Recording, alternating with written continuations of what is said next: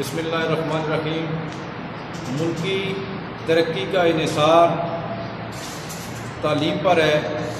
موجودہ حکومت نے یہ نعرہ دیا تھا کہ وہ شعبہ تعلیم اور شعبہ صحت کی ترقی کے لیے اقدامات کرے گی، لیکن حکومتی دعووں کے برعکس آج شعبہ تعلیم تباہی کے دہانے پر ہے۔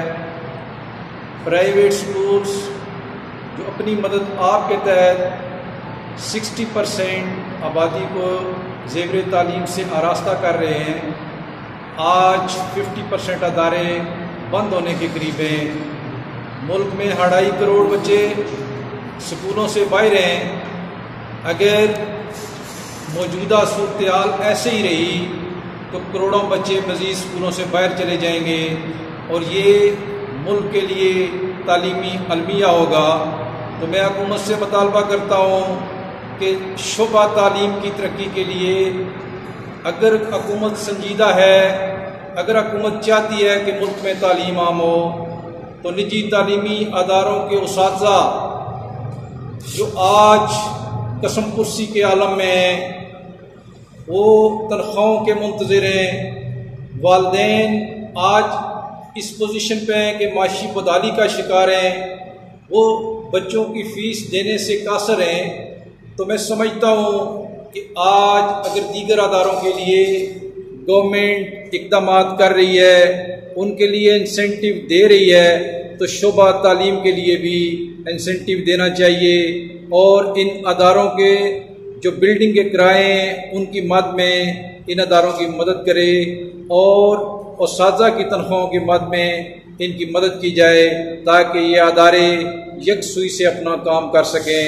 تو اس کے ساتھ ساتھ میں سمجھتا ہوں کہ حکومت کی جو ترجیحات ہیں وہ تعلیم نظر نہیں آتی کہ آج پنجاب ایجوکیشن فاؤنڈیشن کے اور پیما کے 12,000 سکول جو پنجاب میں ہیں ان کے حکومت میں فنڈز روک رکھے ہیں، ان کے لیے مسائل پیدا کیے ہوئے ہیں۔ اس سے نظر آتا ہے کہ حکومت تعلیم کچھ پالیسیوں پر عمل پیرا ہے اور ان اقدامات کی وجہ سے شعبہ تعلیم تباہی کی طرف جا رہا ہے۔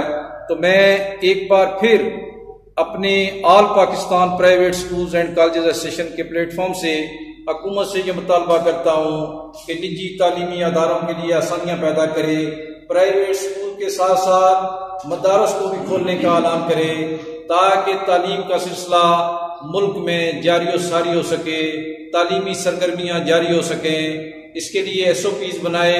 میں سمجھتا ہوں کہ مدارس اور تعلیمی اداروں سے بہتر SOPs پر کوئی ادارہ اور بہتر انداز میں عمل نہیں کر سکتا۔ تعلیمی ادارے بہتر انداز میں SOPs پر ڈسپلن کے ساتھ عمل کر سکتے ہیں۔